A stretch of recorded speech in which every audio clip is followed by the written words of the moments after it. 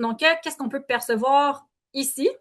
Et c'est peut-être là où Victoire va pouvoir être la plus victorieuse.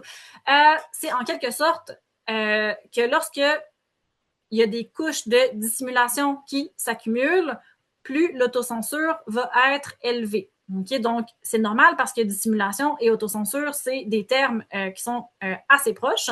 Donc, qu'est-ce qu'on voit? C'est que plus on dissimule, plus on va s'autocensurer, mais aussi inversement, plus on va s'autocensurer, plus on va dissimuler. Okay? Donc, qu'est-ce qui crée quoi?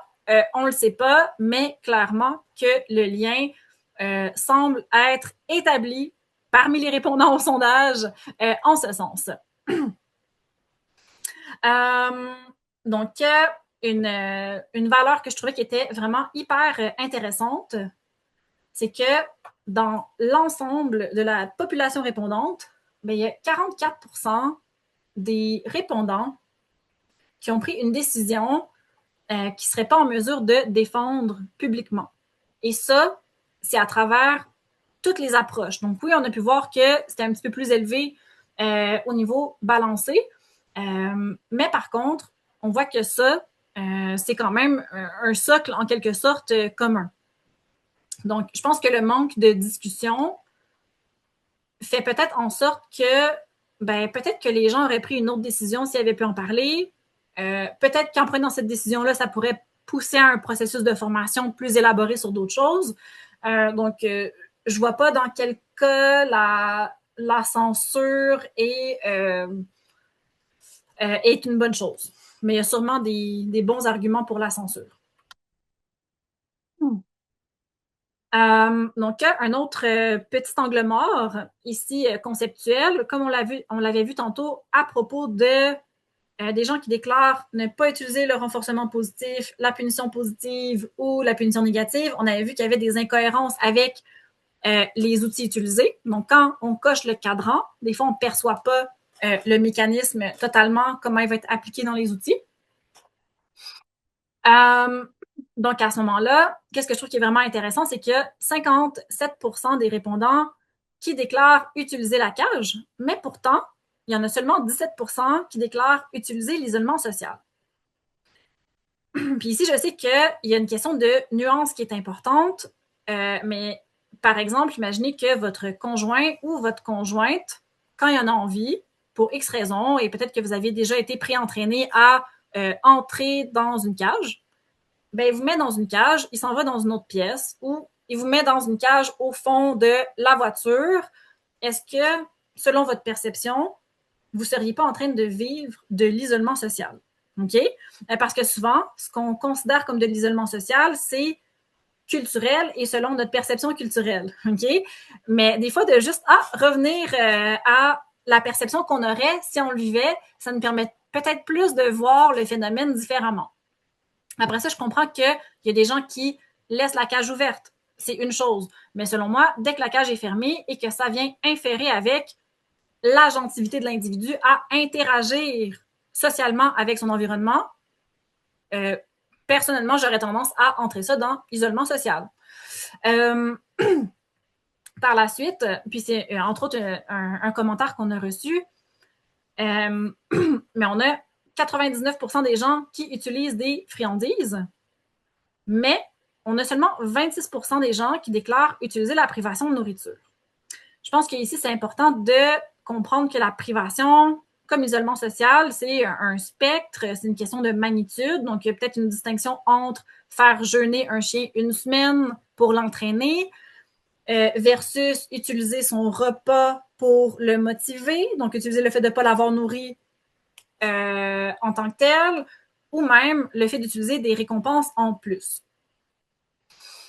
Mais ma question que je poserais, c'est dans tous les cas, si on ne permet pas à un individu d'avoir accès de façon gratuite au même renforcement qu'on utilise pour l'entraîner, il y a une question de privation. Un exemple que je pourrais donner, c'est par exemple si on voulait vraiment entraîner avec la nourriture en étant aucunement coercitif, ben techniquement, sans aucun moyen de gestion, on devrait donner l'opportunité à l'individu ou au chien, ici en l'occurrence, d'avoir accès au renforcement, mais aussi d'avoir accès au renforcement en produisant les comportements qu'on lui demande.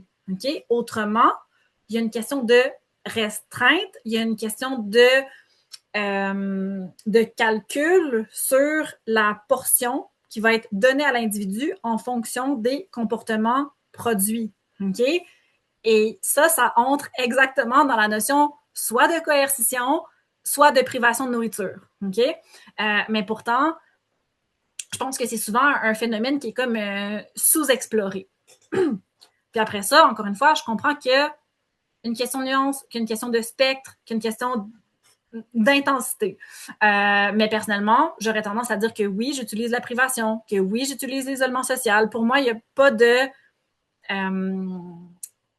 il n'y a pas de distinction. Ou s'il y en a une, elle est plus juste de l'ordre de la nuance, de la magnitude, de qu'est-ce que je fais et du contexte.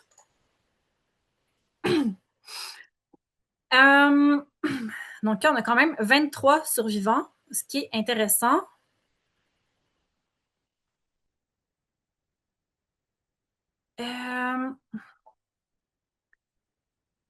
Donc, on est venu aussi, en quelque sorte, calculer le score de connaissances éthiques des répondants au sondage.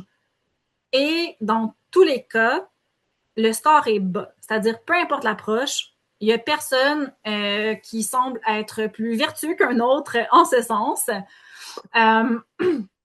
Donc, ici, ben, on avait on a chacun des cadres qui étaient présentés. Chacun des cadres, en plus, était présenté de la manière la plus charitable possible, c'est-à-dire avec une description en langage courant. Donc, c'était pas juste « Est-ce que vous connaissez de 1 à 10 l'utilitarisme ?» C'était l'utilitarisme avec la description courante qui était de prendre des décisions en fonction du plus grand bien commun, par exemple. OK? Donc, à ce moment-là, ben, ça apparaît plus clairement pour les gens. Mais même avec la description, les scores sont quand même faibles. Sûrement que s'il n'y avait pas eu de description, que les scores auraient été encore plus faibles. Mais on ne pourra jamais le savoir, on ne pourra pas refaire l'histoire. Donc, le cadre qui semblait être le plus connu est celui de l'utilitarisme. Mais par la suite, tous les autres cadres sont un petit peu moins connus, mais de façon générale, il n'y a pas beaucoup de distinction entre les cadres et en général, ils ne sont pas bien connus non plus. Donc, une autre façon aussi de voir les choses, c'est par nombre de cadres connus, okay, peu importe lesquels. Bien, ici, on a 61% des praticiens qui ont répondu au sondage, qui connaissaient, qui avaient connaissance de 2 cadres éthiques au moins. Donc, il y avait seulement 14% des répondants qui connaissaient très bien tous les cadres éthiques. Puis je trouve que c'est absolument sidérant dans un contexte où on agit sur la vie, la qualité de vie d'autres individus. Après ça, le fait de connaître les cadres éthiques ne fait pas en sorte qu'on va prendre les mêmes décisions, mais ça affecte vraiment le processus décisionnel. Puis je pense qu'à une époque où tout le monde parle d'éthique à tout va, ben, de découvrir que seulement 14% des gens qui connaissent très bien ces cadres éthiques-là qui sont les plus connus, okay, qui ne sont pas des cadres éthiques hipster du fin fond de l'Inde des années moins 2000, ça m'étonne quand même. Donc, par la suite, ben, ce que j'ai voulu aussi regarder, c'est ben, est-ce que, par exemple, ben, plus on connaît de cadres éthiques, plus on reconnaît les dilemmes. Ici, c'est juste un lien de corrélation, je ne pourrais pas le savoir. Mais mon intuition me dit que plus on connaît les cadres éthiques, plus on vient reconnaître aussi les dilemmes éthiques. Et un dilemme éthique, c'est pas simplement la vie ou la mort, le collier à pic ou le harnais. Okay? Genre, ça peut être, ah ben, par exemple, je suis en train d'entraîner un chiot, je suis en contact avec la famille, ben en ce moment, qu'est-ce que je suis en train de prioriser? Est-ce que je priorise le bien-être du chiot à court terme de la part de mes suggestions ou est-ce que je priorise le bien-être de la famille à court terme? Parce que dans le nombre de temps que j'ai pour intervenir, mais ça va être des choix qui vont être constants. Okay? Donc, il va y avoir la question du bien-être du chien à court, à moyen, à long terme, la question du bien-être de l'humain, la question de la société. Donc, au final, ben, personnellement, je perçois que des dilemmes éthiques dans chaque chose qui sort de ma bouche quand je suis en train de coacher quelqu'un. Parce qu'au final, je me dis, ah, OK, ben, c'est peut-être pas l'idéal pour le chien, mais si la famille, par exemple, ben, arrive à dormir, au final, sûrement que les interactions avec le chien vont être plus positives. OK? Donc, ici, on pourrait parler de dilemme éthique et on pourrait aussi parler de cadre éthique. Donc, ici, ce n'était qu'une intuition sur le fait que, ben, il y a peut-être une probabilité que moins on connaît les concepts éthiques, moins on perçoit les dilemmes et il y a peut-être parfois certains aspects qu'on ne va pas prendre en considération dans nos interventions. Et encore une fois, c'est pas parce qu'on connaît tous les mêmes cadres éthiques au même niveau de rigueur qu'on prendrait de toute façon les mêmes décisions. Après ça, je me suis demandé, ben, est-ce qu'il y a des facteurs qui influencent la connaissance des cadres éthiques? Donc, il y a l'expérience. Okay? Donc, on peut voir que les gens qui ont 2 ans et moins d'expérience connaissent un peu moins les cadres éthiques que les gens qui ont 6 ans et plus d'expérience. Donc, on a une différence de 0,53 points sur 5. Par la suite, les gens qui ont vécu de la pression en ligne, mais tu sais, c'est marginal, OK? Il n'y a rien qui fait dépasser la ligne ici du 50% de façon globale dans un groupe, peu importe comment on essaie de le sélectionner.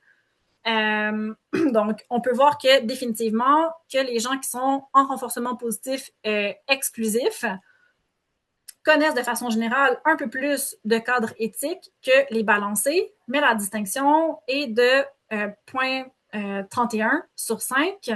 Donc, il y aurait une distinction plus grande entre l'expérience versus l'approche réelle. Donc, voilà, pour moi, ça fait juste pointer dans la direction de, il y a un besoin de davantage de connaissances concernant les cadres éthiques et les dilemmes éthiques. Okay? Donc, un dilemme éthique connu, c'est par exemple, je sais pas moi, il y a un train qui arrive et il va tuer 100 personnes, mais si tu pousses une personne sur le rail du train, ben à ce moment-là, tu vas sauver les 100 personnes. Qu'est-ce que tu fais? Ben, une personne qui aurait un cadre déontologiste se dirait, ah, ben, il ne faut jamais tuer. Une personne qui aurait un cadre peut-être utilitariste, ben, se dirait, ben, pour le plus grand nombre, on va sacrifier la personne. OK. Donc, un truc du genre. C'est assez classique comme exemple. Donc, ici, autre petit graphique, encore une fois. Je me demandais vraiment, bon, qu'est-ce qui vient, qu'est-ce qui permet de comprendre qui connaît les cadres éthiques et pourquoi? Et souvent, les distinctions sont assez marginales au final. Mais par contre, on voit que plus on connaît de cadres éthiques, plus on perçoit les dilemmes. Par la suite, il y avait la question de comment les praticiens prennent leurs décisions. Donc, de façon générale et globale, et c'était toujours en première place, peu importe les approches, et de façon moyenne. Donc, on avait ce chien, ce contexte, qui était vraiment comme, on est devant une situation difficile, qu'est-ce qui compte pour toi? Okay? Qu'est-ce qui contribue à ton processus de réflexion? Par la suite, il y avait la question de l'expérience terrain qui revenait en deuxième. Par la suite, il y avait la question de ce que la science en dit qui revenait en troisième.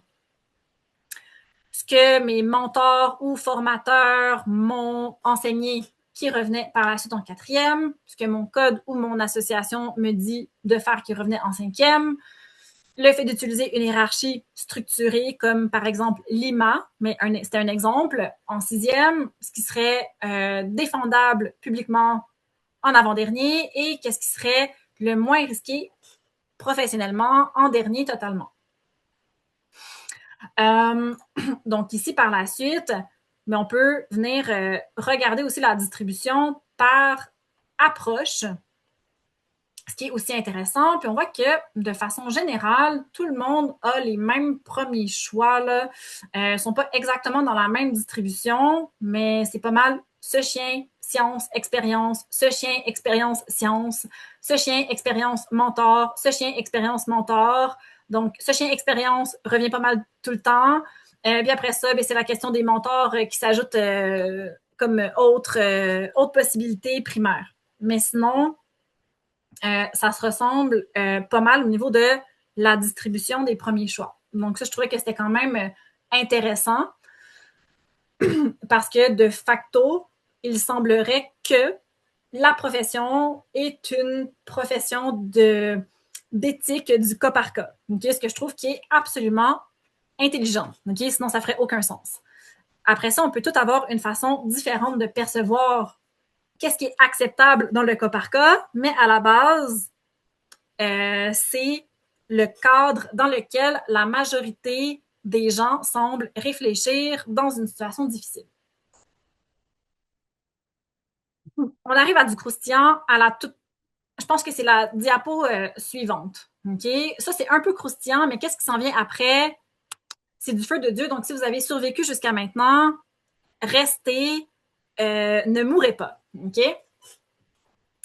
Donc, ici, je me suis dit, hey, est-ce qu'on peut avoir une façon autre de percevoir le domaine par approche?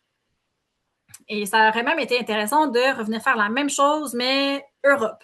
Okay? Parce que je suis certaine que ça aurait été différent. Donc, ça nous permet vraiment de voir les points principaux sur lesquels les gens sont d'accord et les points principaux de divergence. Okay? Donc, tout le monde a tendance à s'accorder sur la nécessité d'un espace où le désaccord est protégé.